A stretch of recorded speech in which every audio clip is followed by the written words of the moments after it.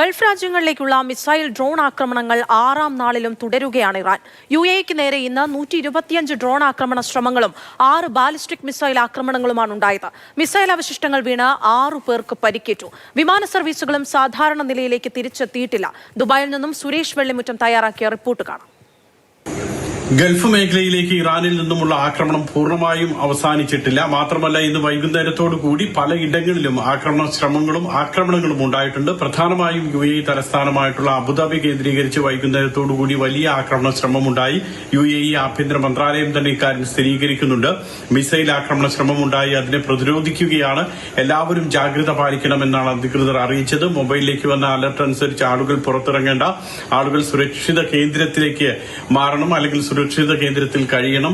വീടുകളിൽ കഴിയുന്നവർ തന്നെ ജനലിന്റെയോ അല്ലെങ്കിൽ ബാൽക്കണിയുടെയോ അടുത്തേക്കൊന്നും പോകരുത്, പൊതുസ്ഥലങ്ങളിൽ നിൽക്കരുത് ആളുകൾ എന്നൊക്കെയുള്ള നിർദ്ദേശമുണ്ട്. വൈകുന്നേരമാണ് അത്തരം നിർദ്ദേശം നൽകിയത്.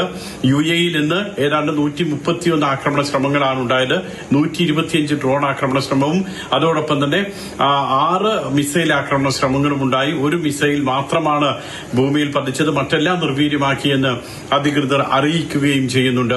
മറ്റൊരു കാര്യം, ഇതോടൊപ്പം തന്നെയാണ് സൗദി അറേബ്യയിലും ഇന്ന് 3 മിസൈൽ ആക്രമണ ശ്രമങ്ങളുണ്ടായി. അത് വ്യവസായ മേഖലയിലായിരുന്നു. അതിന് 3നെയും പ്രതിരോധിച്ചതായും സൗദി അറേബ്യ അറിയിക്കുന്നുണ്ട്. UAEയിൽ ഇന്ന് പരിക്കേറ്റത് അടക്കം ഏതാണ്ട് 94 പേർക്കാണ് ഇതുവരെ പരിക്കേറ്റത് എന്ന് മിസൈലിന്റെ അവശിഷ്ടങ്ങൾ വീണ് 6 പേർക്ക് പരിക്കേറ്റതായും സ്ഥിരീകരിക്കുന്നുണ്ട്.